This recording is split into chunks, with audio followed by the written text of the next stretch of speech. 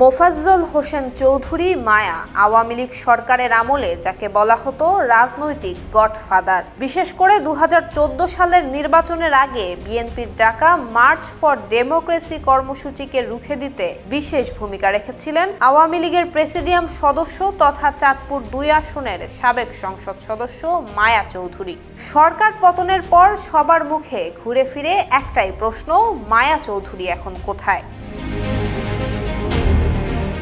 কেউ বলছেন তিনি বিদেশে পালিয়ে গেছেন, কেউ আবার বলছেন বিএনপির কোনো নেতার আশ্রয়েই দেশেই আছেন মায়া।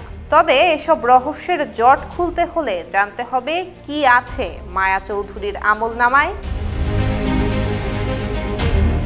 দুর্নীতির অভিযোগে দুদকের মামলায় সাবেক মন্ত্রী মায়া চৌধুরী 13 বছরের সাজাপ্রাপ্ত হয়েও আওয়ামী লীগ সরকার ক্ষমতায় থাকাকালীন ক্ষমতার অপব্যবহারে খালাস পান। সাজাপ্রাপ্ত আসামি হয়েও তিনি মনোনীত হন বাংলাদেশ আওয়ামী লীগের প্রেসিডিয়াম সদস্য হিসেবে। ফৌজদারি মামলায় কেউ 2 বছর কিংবা এর অধিক দণ্ডপ্রাপ্ত হলে নির্বাচনে অযোগ্য হবেন মর্মে উচ্চ আদালতে রায় থাকলেও সরকার দলীয় ক্ষমতা বলে মামলা থেকে খালাস নিয়ে চাঁদপুর 2 আসনে দ্বাদশ জাতীয় সংসদ নির্বাচনে পুনরায় সংসদ সদস্য বনে যান মায়া চৌধুরী। 250-টিরও বেশি ডিজাইন অপশন নিয়ে ওয়ালটন স্মার্ট ফ্রিজ, বোঝে আপনার প্রয়োজন।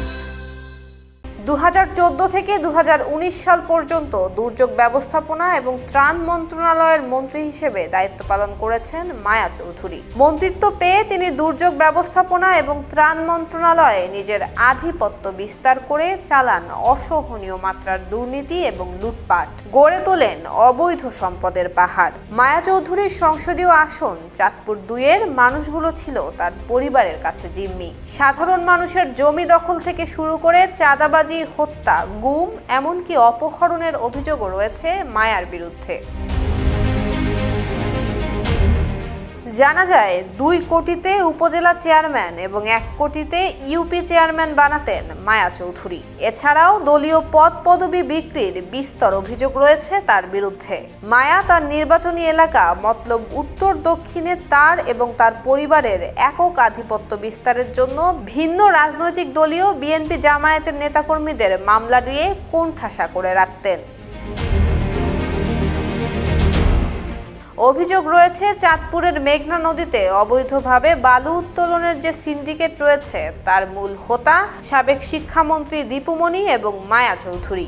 অবৈধ বালু উত্তোলনে উচ্চ আদালতের নিষেধাজ্ঞার রায় থাকা সত্ত্বেও দীপুমণি এবং মায়া চৌধুরী অবাধে মেঘনা নদী থেকে বালু উত্তোলন করতে থাকেন। মেঘনায় এই অবৈধ বালু উত্তোলনের ফলে ঝুঁকিতে পড়েছে মেঘনা ধনাগদা সেচ প্রকল্প সহ 68 কিলোমিটার মতলব উত্তরের বেড়িবাঁধ। গত 5 আগস্ট শেখ হাসিনা সরকারের পতনের পর সাবেক শিক্ষামন্ত্রী দীপুমণি গ্রেফতার হলেও এখনও ধরাছোঁয়ার বাইরে রয়েছেন মায়া চৌধুরী।